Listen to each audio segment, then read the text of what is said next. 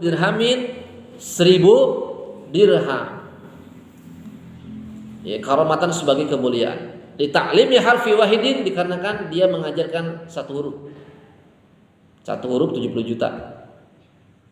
Ini saya ngajarin nih pada antum, ra'aitul haqqal haqqi haqqal muallimi wa aujabahu hifdhan ala kulli muslimin. Berapa huruf? Cek. Ra'aitu 1 2 3 4. Ahaqu 1 2 3. Koknya tasdid 4, udah 8. 8 kali 70 juta berapa? 70 juta kali 8 juga, kali 8 berapa? 56. Bayar 10 juta. 570 juta, 560 juta bayar. Ini belum selesai loh ini syairnya. Kalau diselesaikan syairnya bisa miliar-miliaran itu. Coba. Ini mampu nggak membayar haknya para muallim? Kira-kira mampu nggak? Ustadznya harus ikhlas. Ini ilmu loh, ini ulama yang mengatakan. Yang wajib diberi hadiah adalah mereka para muallim. Dan kalaupun mau diberi hadiah, satu huruf dihargai 70 juta. Ya 70 juta ada yang bisa bayar. Gitu kan. Lo kan cuman semenit 2 menit, bukan semenit 2 menit, ilmunya yang mahal. Bukan waktunya. Ilmunya yang berharga. Ilmu yang gitu kan? Tapi hebatnya mereka para muallim itu gak mau dibayar. Karena mereka cari keikhlasan. Ya. Jadi makanya wajar. Pada zaman Sayyidina Umar itu, Sayyidina Umar bin Khattab, para guru itu digaji dengan 15 dinar. Pada zaman kekhilafan Umar bin Khattab, 15 dinar. Kalau sedinarnya, satu dinar itu kan 4,25 gram. Satu dinar itu 4,25 gram, 4,25 gram emas. Sekarang 1 gram berapa? 6 juta. Yang murni paling 2 juta 3 juta ya? 6,1 juta. Yang murni segram berapa? 1 juta, ada 2 juta, 2 juta 3 juta. 3 juta lah. 3 juta kali 4. 3 kali 4 berapa? 12. 3 kali 4 12, berarti 12 juta ya? 1 dinar 12 juta kali 15 dinar. 12 juta kali 12 juta kali 15 berapa? Berapa? Potret 12 juta dikali 15 kan 15 dinar kan? Kali 15 berarti 180 juta ya, itu zaman Sayyidina Umar loh, 15 dinar 180 juta gajinya itu seperti itu. Jadi orang-orang yang ngajar Iqra, alif, mengajar tajwid, gajinya 180 juta 15 dinar zaman Sayyidina Umar. Sekarang Arab Saudi juga 40 juta ya. Dulu itu lebih mahal. Dimuliakan mereka orang alim tuh, orang berilmu tuh. Kita di Indonesia kayak orang hina orang alim tuh ya. Gak ada duitnya, sehingga mereka tuh berhenti ngajar. Lebih baik mereka itu dagang, karena gak ada uangnya, gimana mau ngehidupi anak istrinya. Makanya gak akan bangkit-bangkit umat ini kalau ahli ilmunya tidak dimuliakan. Ya, Islam dulu itu menguasai dunia. 14 abad Islam menguasai dunia. Ya, kenapa? Menghormati para ahli ilmu. Jepang kenapa bangkit? Lihat dana pendidikannya juga. Mereka tuh alokasi besar-besaran untuk beasiswa orang yang mau belajar itu. Bangkit. Ya. Maju teknologinya.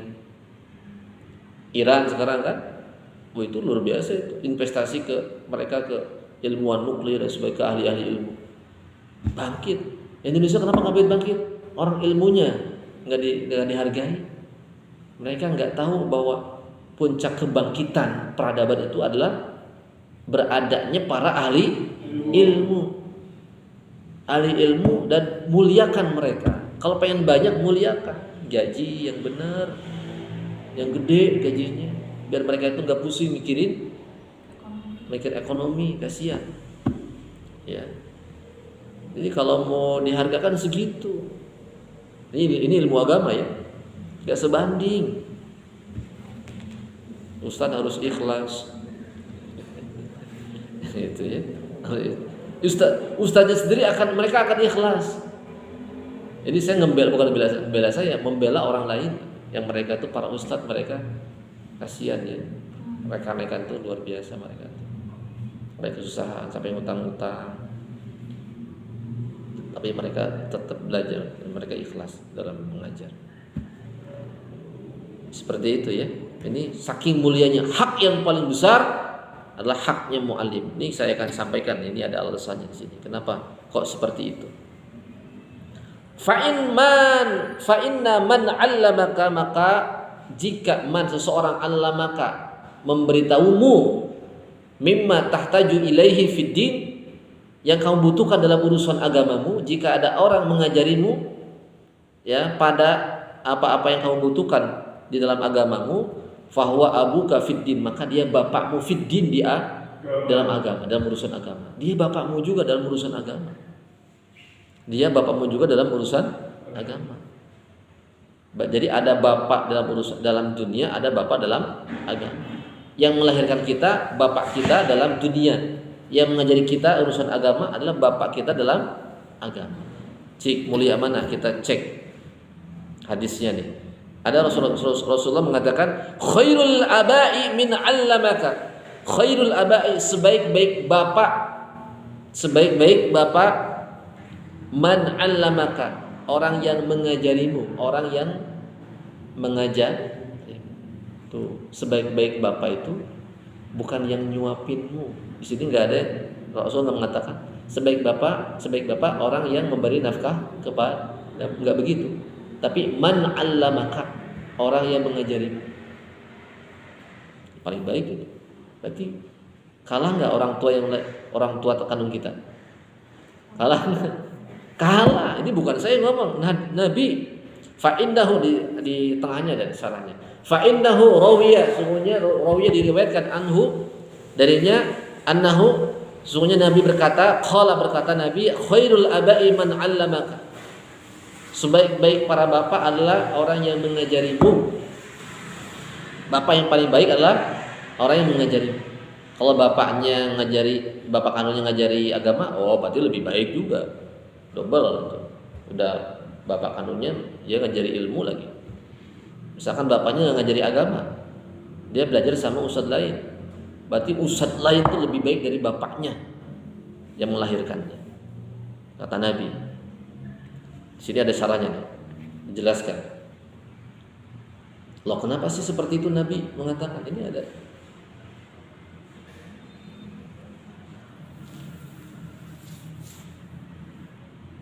Lam ta'zim ustazuka aktsara min abika. Jadi lebih banyak ustaz itu lebih banyak daripada, kenapa harus menghormati ustadznya lebih banyak daripada bapaknya? Alasannya li anna abi anzalani minas sama'i ila ardi. Karena bapak itu anzalani telah menurunkan kita dari langit ke bumi. Benar nggak? Kenapa? Karena bapak itu yang menurunkan kita dari langit ke bumi. Bapak kita Adam kan dari langit ya, dari surga turun ke bumi. Wa ustadi, adapun ustad, yarfa'ani minal ardi ila sama, mengangkat dari bumi ila sama ke langit. Coba bayangkan. Kenapa bapak kandung kita, kenapa ustadz kita lebih banyak penghormatannya daripada bapak kandung kita? Jawabannya tadi Nabi sudah mengatakan ya, bapak itu lebih baik dari bapak yang sebaik-baik bapak yang mengajar kandung. Kenapa? Karena bapak kandung itu dia telah menurunkan kita dari langit ke bumi. Nabi Adam kan dari atas ke bawah kan? Benar nggak?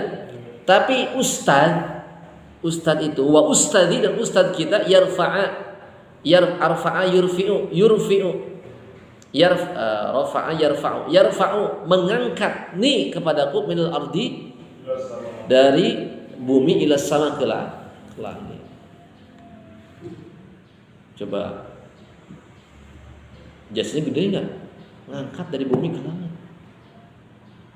Ya, kan di alam ruh itu, di alam barzah itu orang maksiat tetap ada di bumi yang paling dalam.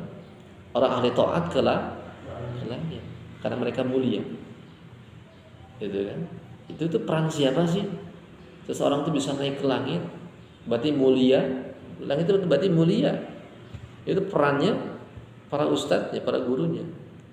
Ini lebih hebat lagi nih. An ta'luqa ar-ruhul badani fi arhamil ummahati wa nuzuluhu min alimil malakut ila alimil kaun. Bahwa ruh badan itu fi arhami ummahat. Ruh badan itu di dalam rahim ibu-ibu kita. Huwa nuzuluhu, dia menurunkannya min alamil malakut, dari alam malakut ila alam malakut apa? Alam malakut ya, alam malakut alamnya para malaikat, alam yang tidak terlihat. Alam malakut ila alamil kaun, pada alam semesta, alam dunia, wal fasad, dan alam yang rusak. Dunia itu rusak. Nah, jadi gitu. Jadi kita itu berada di rahim ibu kita. Sesungguhnya ibu kita itu asalnya, rahim itu kan alam malakut ya. Termasuk alam malakut juga kali ya. Pokoknya alam malakut itu alam yang tak terlihat. Asalnya kita berada dalam alam malakut. Nah, kemudian perantara ibu kita dilahirkan. Maka kita berada pada alam rahim setelah dilahirkan masuk ke alam semesta. Kaun itu semesta. Semesta itu adalah alam yang rusak. Wa ammal ustad, adapun ustad, fasababa li'urujil ruhi al-insani min alimil fana. Dan adapun ustad menjadi sebab li'urujil ruhi, terangkatnya ruh, li'urujil ruhil insani, terangkatnya ruh manusia, min alamil fana, dari alam yang rusak, ila alamil baqa, menuju alam yang kekal. Bisa lebih takmilil bi ma'arifir rabbaniyah, disebabkan karena kesempurnaan ketuhanan ya. Jadi kalau ibu yang tadinya kita di alam malakut turun ke alam dunia yang rusak ini, kita akan berada di alam rusak ini perantara siapa? Ibu kita. Benar nggak? Benar, kan dilahirkan. Asalkan kita ada di alam ruh kan? Alam ruh, ruhnya masuk ke rahim, dilahirkan tuh ke dunia, lahirnya ke alam yang rusak. Alam yang dunia itu rusak, alam fana. Tapi pelantaran ustadz kita, guru kita, irtifa al-uruju ruhi insani, diangkat lagi, naik ke alamul baqa, alam yang kekal. Coba nih, dahsyat enggak? Itulah isi daripada khairul aba'i min alamaka. Isi daripada penjelasan hadis Nabi, khairul aba, yang paling baik dari bapak. Seorang bapak adalah bapak yang mengajarkan ilmu kepada kamu.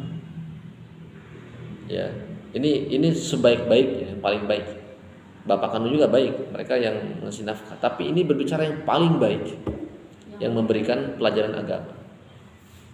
Makanya sedekah yang utama kepada siapa? Kepada guru, kepada gurunya. Sedekah yang paling utama pada gurunya, baru kepada bapak kan yang melahirkannya, ibu yang melahirkannya. Kata Rasulullah SAW. Ya.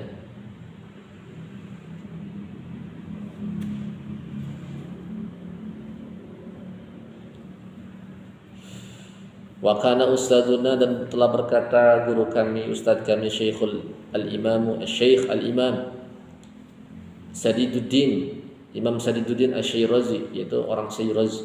Yaqulu, berkata Imam Sadiduddin, qala, telah berkata masyayikhuna, guru kami. Ini yang berkata berarti gurunya Imam Asy-Syirazi.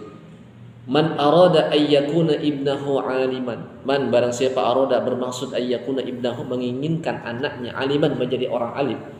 Barang siapa yang ingin anak kita jadi orang alim. Barang siapa yang ingin keturunannya menjadi orang alim, orang yang berilmu, orang alim atau ulama, orang yang punya kedudukan hebat karena dia punya ilmu. Fayad bagi maka harus ayyura'iya menjaga al-gharaba, harus memelihara rasa cinta minal fuqaha kepada ahli fikih, kepada orang-orang yang punya pemahaman kepada orang-orang yang punya pemahaman agama. Berarti kita kalau pengen punya keturunan, nanti Kang Api punya anak, kalau ingin anaknya menjadi orang alim, orang hebat, bahkan ulama, orang yang punya kedudukan, orang soleh, maka harus memelihara rasa cinta kepada para ulama. Siapapun ulamanya, dia harus mencintai pada ulama. Kalau pengen menjadi anaknya soleh, bahkan menjadi orang alim. Kecuali kalau pengen biasa-biasa aja, udah, jadi anaknya biasa-biasa, gitu ya. Maka cintai ulama, ya, jangan dimusuhi ulama, jangan dikriminalisasi ulama, jangan dihinakan ulama, ya, jangan dijelek-jelekan para ulama. Ya naudzubillah. Daging ulama beracun. Barang siapa yang menjelek-jelekan pasti ada hukum karmanya. Allah akan balas. Yang menghinakan ulama, apalagi yang mengkriminalisasi ulama, yang menangkap ulama. Ya, dulu zaman kemarin ya, zaman kekuasaan yang kemarin, banyak ulama yang ditangkap ya, gara-gara dakwahnya. Siap-siap Allah yang akan membalasnya. Kejadian ya, banyak yang mati itu yang kemarin yang mencaci ulama itu. Banyak yang matinya aneh. Tahu kisahnya Sa'ad bin Abi Waqqas, para sahabat yang soleh itu, dia punya keahlian berdoa. Siapapun yang doakan sama Sa'ad pasti mustajab. Ya. Sa'ad bin Abi Waqqas pernah difitnah karena nggak benar dalam mengurusi urusan umat. Doa, ya Allah, gitu kan. Kalau perkataan orang ini salah, ya, gitu. Kalau dia berbohong, ya Allah, maka panjangkanlah usianya dalam keadaan intinya diberikan azab di dunia.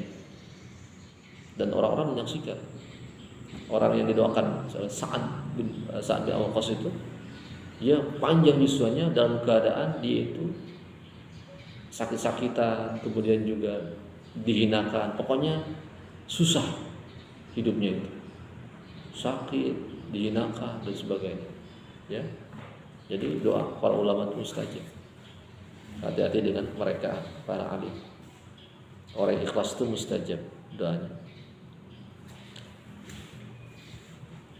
Wa yukrimahu, mana ini?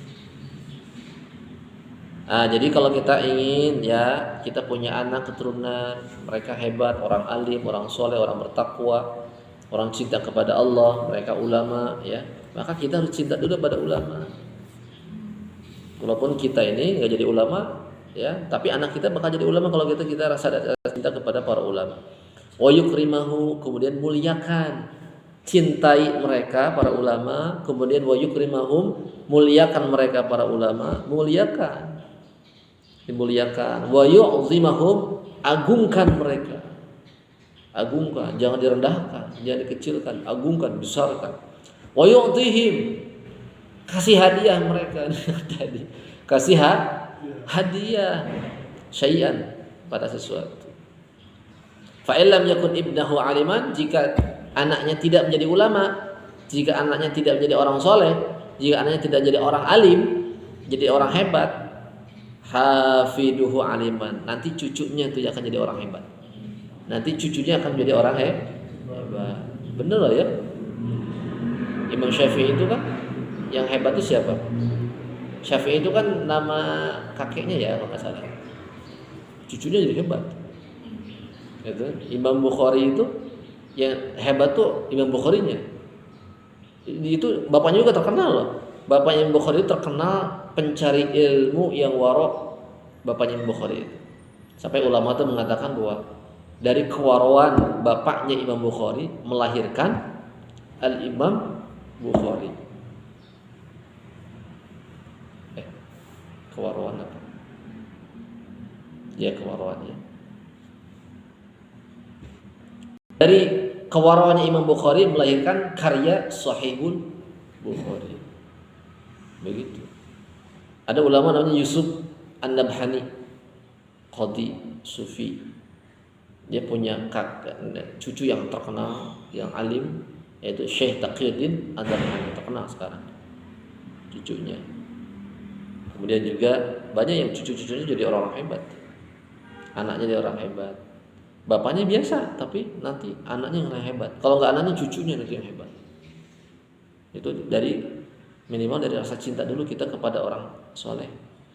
Sekarang cinta aja nggak ada kita kepada orang soleh. Gimana kita mau melahirkan generasi hebat kalau kita nggak menyukai orang-orang soleh, ya kan? Kalau kita tidak ada rasa cinta kepada orang-orang soleh, maka cintai orang soleh.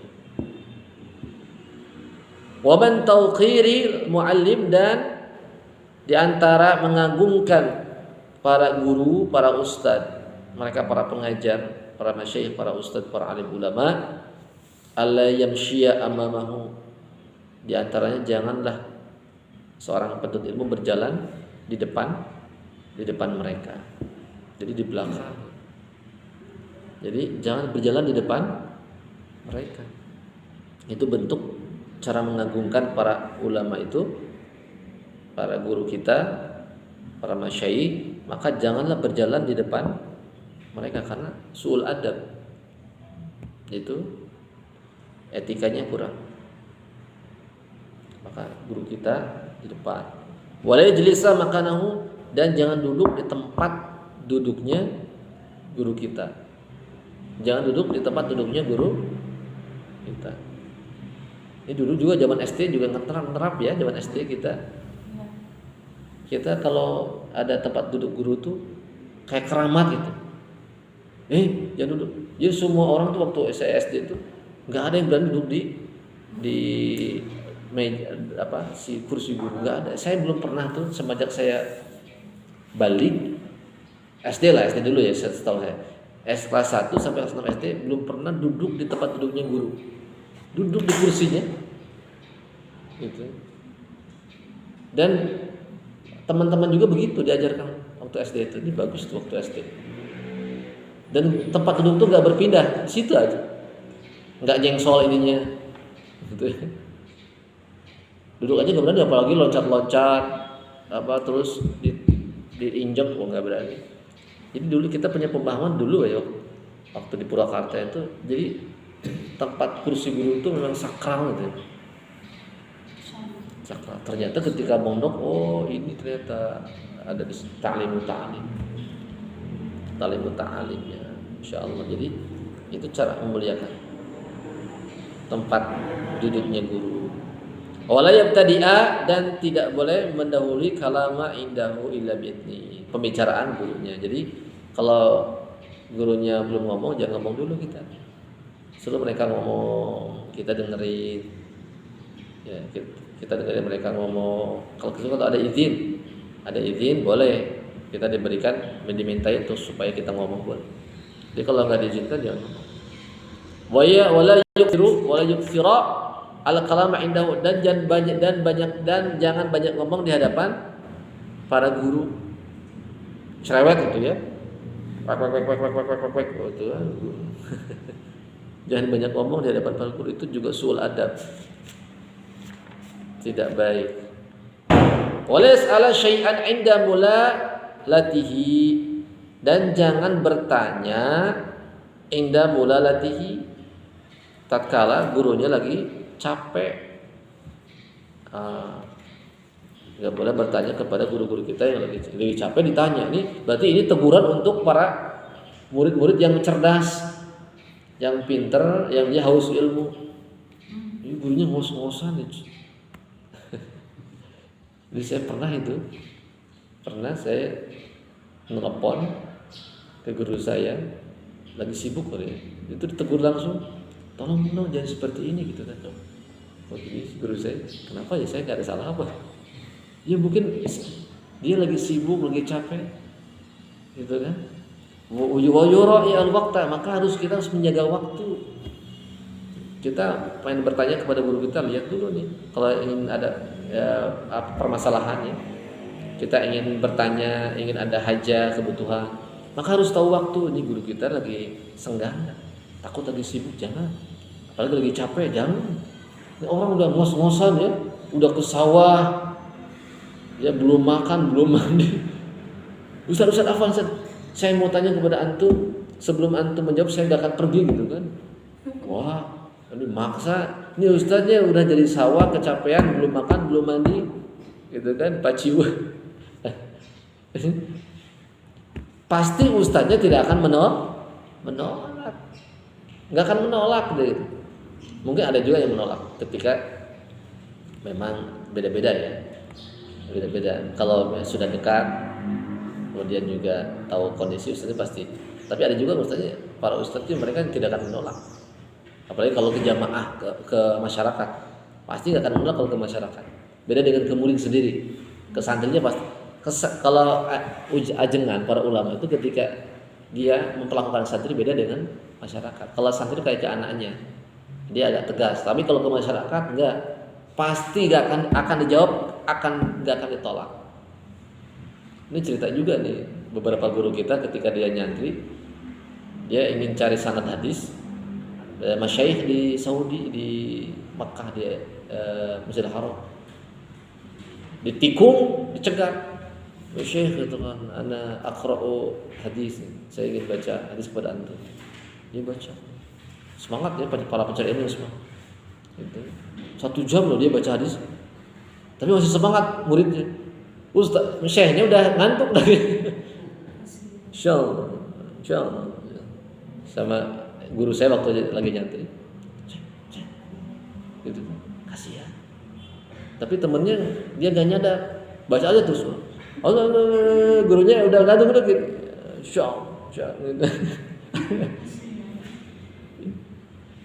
Udah diingetin saya namanya. Kasihan itu udah jam berapa ini gitu ya. Ya syekh pasti gak akan nolak lah. Gak kan? Mereka akan nolak. Udah ngantuk. Kita santri harus tahu diri juga gitu kan. Semangat juga, jangan edonte ya tuh. Lihat gurunya udah memblek, kita masih semangat. Kan kita harus semangat dari guru kita. Itu juga usul adab juga, lihat. Guru tuh lah kalau takut capek mereka itu kan. Kecuali kalau gurunya sendiri yang memaksakan. Kalau kita yang meminta jangan juga. Itu enggak baik juga. Semangat itu juga harus lihat waktu. Semangat juga harus lihat. Ibu-ibu juga waktu itu Ustaz udah ngantuk kayak gini. Nanya banyak pertanyaan. Ya, ustaznya lagi capek udah jangan banyak ditanya dan diem. Jadi ya, dia juga gak bisa mikir. Wala yudaqqa al-baba bal yusbiru hatta yakhruja. Dan tidak mengetuk al-baba pintu bal yusbiru, akan tetapi sabar hatta yakhruja sehingga ustaznya keluar. Ini yang dilakukan oleh Al-Imam Ibnu Abbas, sahabat mulia Abdullah bin Abbas, ahli tafsir sahabat Nabi yaitu Ibnu Abbas. Ya, di tangan Ibnu Abbas orang-orang Khawarij mereka taubat 2000 orang. Ibnu Abbas pernah rapat dengan para pembesar sahabat dan beliau masih remaja. Tapi kecerdasan luar biasa, selevel dengan para sahabat senior ahli tafsir. Dan beliau ketika mencari ilmunya ke Zaid bin Thabit itu tidak mengetuk pintu sehingga gurunya keluar. Dari situlah adab seperti itulah. Makanya Allah memberikan kepada dia ilmu ta'wil. Ya, Nabi juga mendoakan sih, Allahumma faqihu fiddin wa 'allimhu ta'wil. Ya Allah, faqihu fiddin, fahamkanlah, alimhu ta'wil, alimhu, berikanlah dia alimhu alimhu ta'wil. Allah, ya Allah, berikanlah dia ilmu ta'wil. Allah mafaqihu fiddin, ya Allah, fahamkanlah dia dalam urusan agama. Wa 'allimhu ta'wil, dan berikanlah ilmu ta'wil. Nabi mendoakan, plus juga Ibnu Abbasnya, sahabat Ibnu Abbas, dia belajar dengan ikhlas dan juga dengan adab. Ya, dengan adab. Ini walaupun udah doakan sama Rasul, Ibnu Abbas gak diem aja, dia nggak malas-malesan. Namun Nabi yang doakan ya Allah fahamkan dia dalam urusan agama dan pahami dan ajarkanlah ilmu ta'wil. Ibnu Abbas gak diem aja, tetap dia pakai adab, datang ke gurunya, nunggu gurunya sampai gurunya keluar, gak diketuk pintunya. Gurunya kemana-mana, dipapah kudanya, di tali kakinya dipegang kemana-mana. Dia belajar dengan adab, ya. Makanya inilah salah satu kunci keberhasilan seorang pencari ilmu. Belajarlah dengan adab, belajarlah dengan tata krama, belajarlah dengan etika, belajarlah dengan moralitas. Ya, negeri ini hancur karena para ahli ilmunya tidak bermoral. Tahu Rocky Gerung?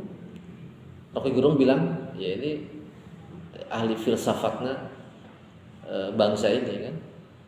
Dia mengatakan bahwa pemimpin yang hebat itu, yang pertama itu etikalitas. Apa etikalitas? Moralitas, adab dan akhlak. Itu yang harus di tolak ukurnya. Yang kedua, intelektualitas. Yang kedua baru kecerdasannya.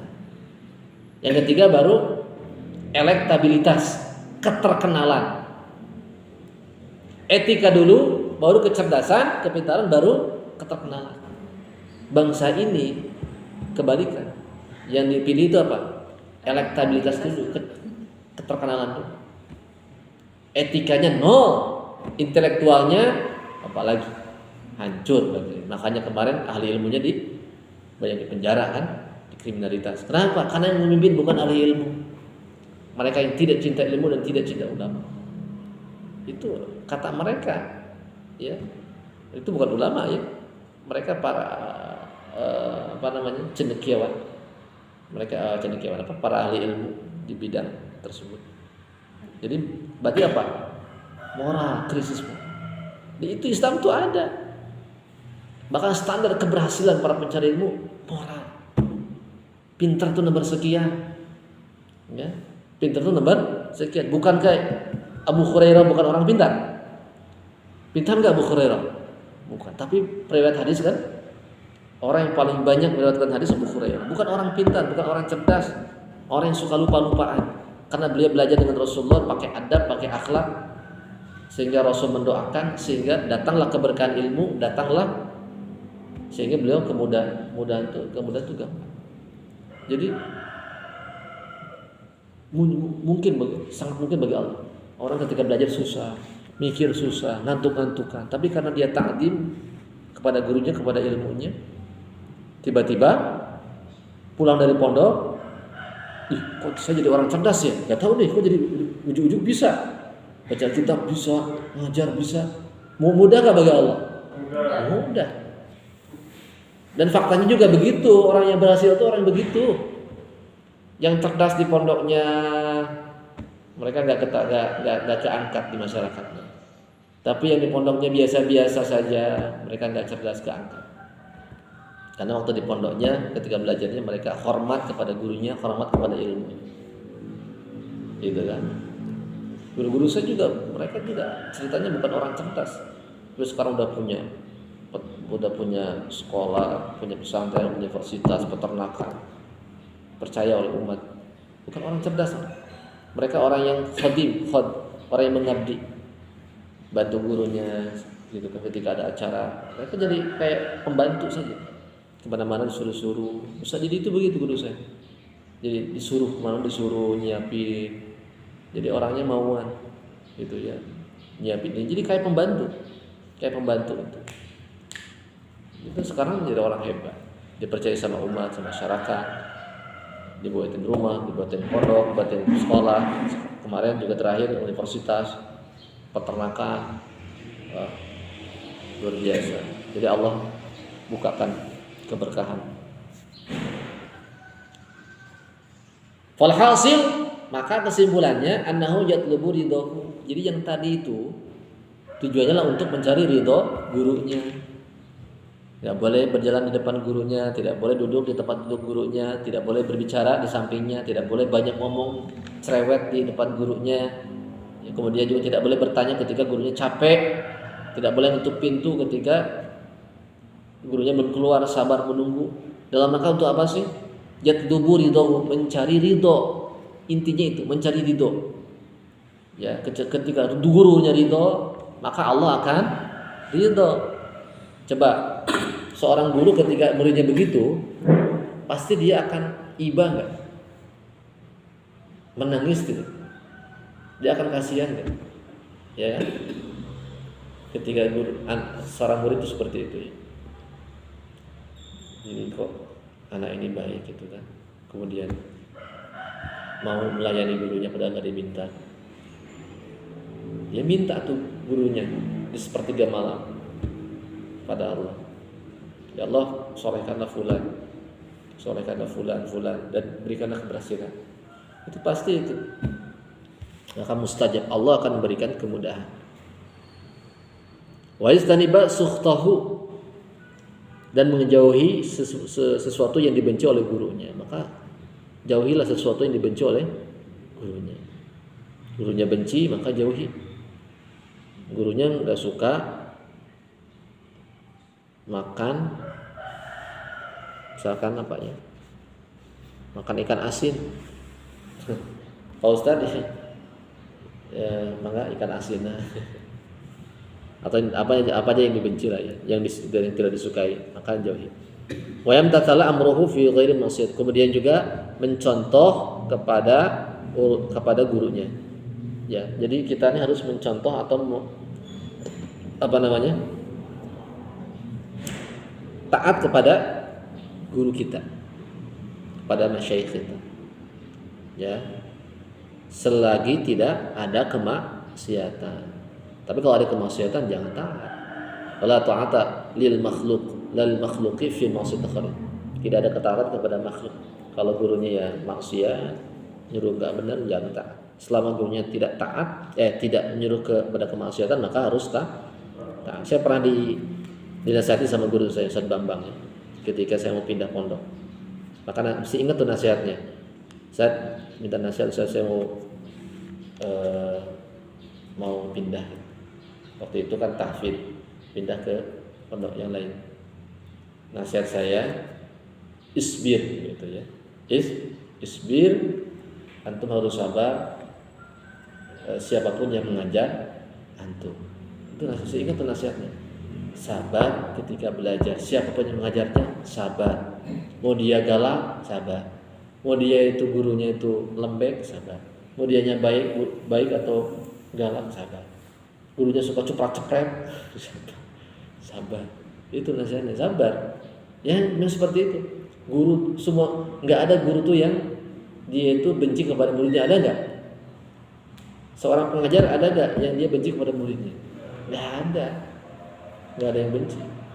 Galak itu bukan berarti benci, berarti dia itu mungkin lagi kesel, lagi ada masalah dengan keluarganya, anaknya rewel, sehingga emosinya terluapkan di santrinya, kan begitu. Bisa jadi karena ketegasan ingin santrinya berhasil sehingga dia. Ya, jadi sabar. Saya nggak bisa ngafal alfiyah itu dipukul sama guru saya. Pakai sejadah dibuntelkan, kenceng itu. Sampai nggak bisa ngomong, sampai sesak, gitu. Agak sedikit ini juga sih agak marah, tapi saya redam itu kan di guru kita yang mengajarkan kita sabar. Nah, dicepret. Ini kalau Jeromia nggak hafal tuh cepret loh. Di sini saya pernah nyepret nggak? Sering saya nyindir doang ya. Saya waktu ngaji Jeromia nih sering nih. Nanti ada veksian, ada evaluasi, kakinya diangkat, cepet. Bukan lalaunan, kenceng. Pret. Yang ngajarnya ustaznya muda, lebih muda dari saya, usianya lebih muda dari saya. Sampai saya lebih tua. Karena waktu itu saya belajar udah tua. Cepet itu. Itu cepret tahu liquidum enggak, jadi cepret. Kalau direndam di balon, kalau yang rendam balon itu yang parah-parah. Yang paling kenceng itu pakai ini, pakai sejadah, pukul, buk gitu. Nggak bisa napas, nggak bisa ngomong, saking kencengnya. Ya, itu nggak bisa nalar itu. Turunnya bukan nggak bisa nalar sih, karena sudah banyak hafalan, sehingga nggak sempat untuk, karena harus menghafal definisi itu, harus menghafal ini kan, matan-matan banyak. Nah itulah intinya. Falhasilu annahu yatlubu ridahu. Itu semua diperuntukkan untuk kita mencari ridhonya guru-guru kita. Wallahu a'lam bishawab. Subhanakallahumma wa bihamdika asyhadu an la ilaha illa anta astaghfiruka wa atubu ilaik. Assalamualaikum warahmatullahi wabarakatuh.